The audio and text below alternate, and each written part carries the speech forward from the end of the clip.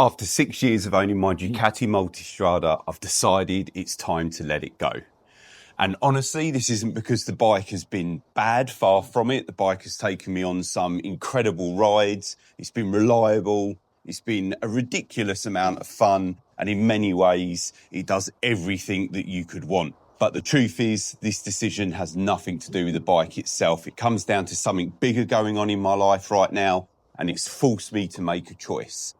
I need the space, I need the money for a new project that is going to be massive for the channel. And yes, that does mean that the Multistrada has got to go. So in this video, I'm going to walk you through what it's really been like owning this bike for the past 6 years, the good, the bad, what it's cost me, and whether I think it's actually worth it. And I'll explain exactly what I'm giving this up for, because it might surprise you. So I'm Dino, this is Patch's Repair Shop. Let's crack on, shall we? Now, being the 1100S model, it comes fitted with the front Öhlins forks as standard. Now, these have been absolutely fantastic, caused me no issues at all. Last year, maybe the year before, I can't remember now, I sent them off to an Öhlins specialist in Silverstone in the UK and had them completely serviced and overhauled. And they've been fine all the way through. No problems at all. Prior to this, I had a Ducati ST2, and I always found that the front end used to dive a little bit in slower corners.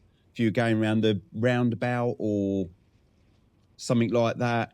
Anyway, I never had it with this bike, which is fantastic, and it's great that it comes with the Öhlins forks. Comes with the Brembo brakes on the front, twin discs, and the carbon fibre front mudguard.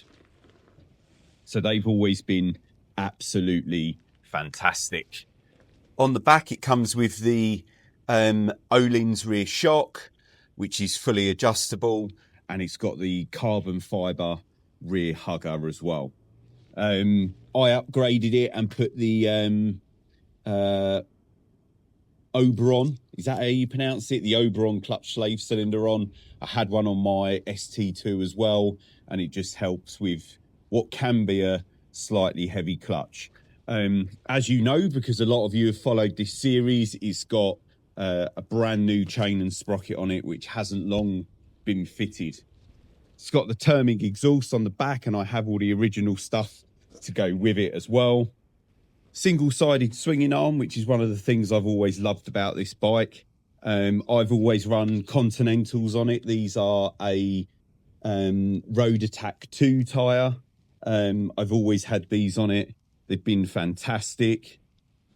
I had these powder coated in black from silver, and I had these rear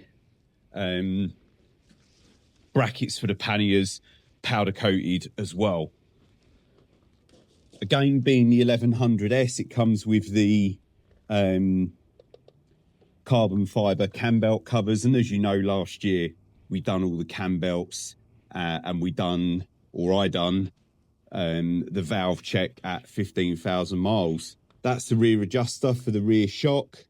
I'm going to be honest, I've never played around with it too much and never had any problems. My one's fitted with a Leo Vince front pipe, and it's completely decat, and it sounds absolutely lovely. We'll get it started up in a minute.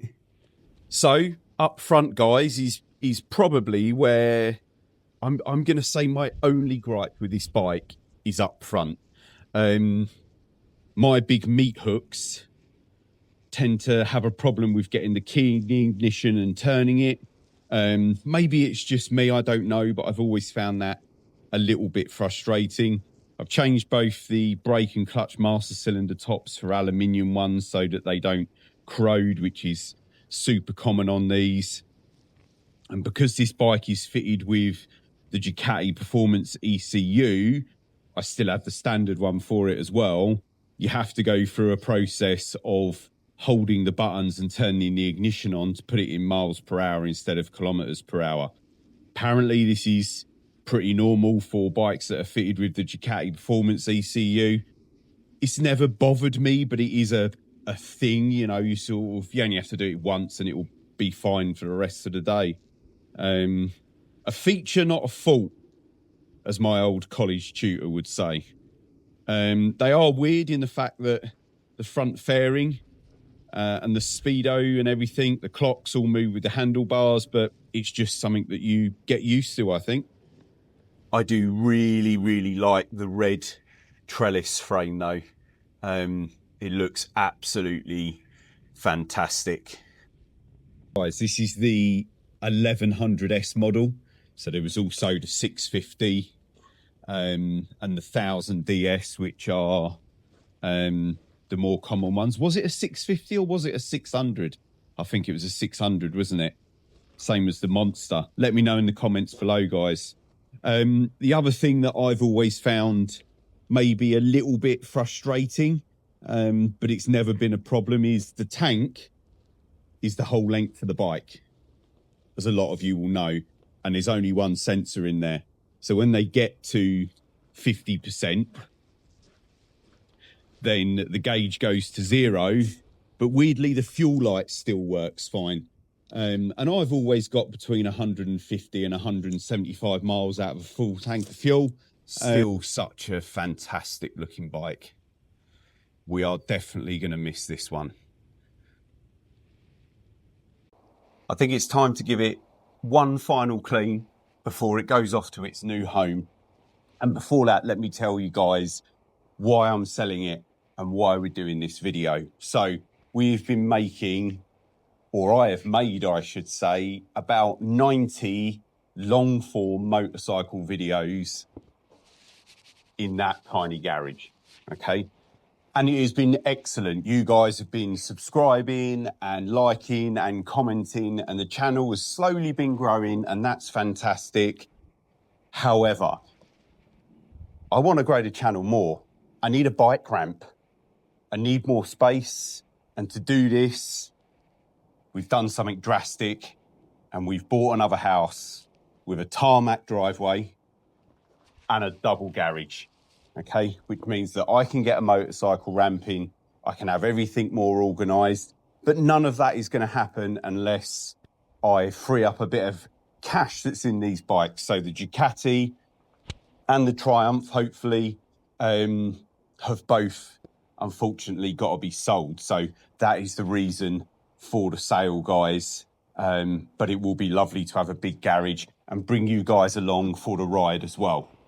On that note, guys, don't forget to smash subscribe, hit like, drop us a comment, give us some hype points, all of that stuff that is completely free of charge for you and really helps the channel out. And I'm going to crack on and give the bike a wash.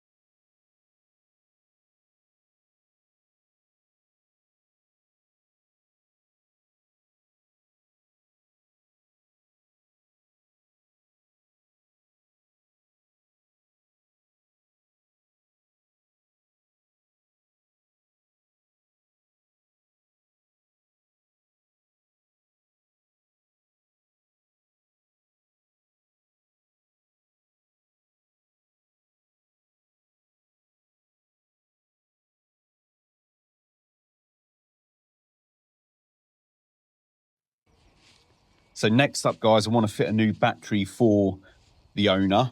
In my ownership of 6 years, I think this will be the 3rd battery.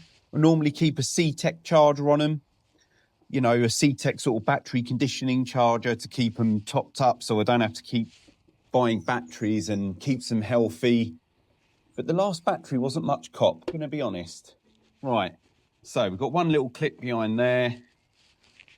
That pops that panel off. And I've already taken the old battery out. Don't like to leave dying batteries. Bad stuff happens. Ask me how I know.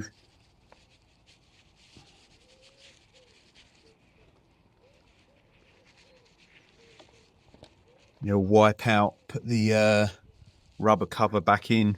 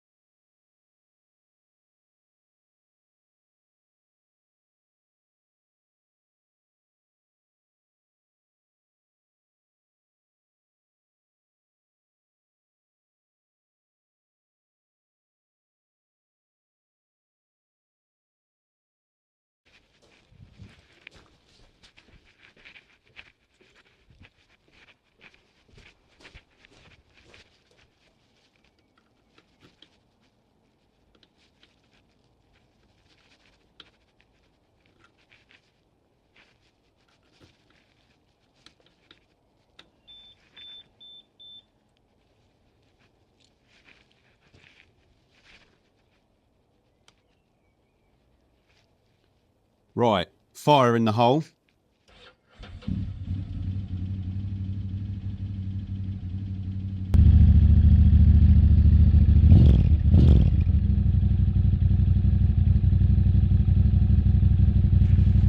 Right, guys, thank you so much if you've made it this far. Thank you for watching.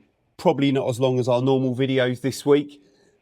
However, we will be back very soon. Maybe not next week. I might take a break. We've got a fantastic video coming up on the Kawasaki, and we're obviously all on with the Harley Davidson restoration. That's the big one. And now you know there's a workshop to move as well. Yeah, it's all good stuff, guys. So if you haven't done so already, smash that subscribe button, hit like, drop us a comment, give us some hype points. It all helps us out. I'm Dino. This is Patch's Repair Shop. Say goodbye to the Ducati for one last time, and I'll catch you guys next week.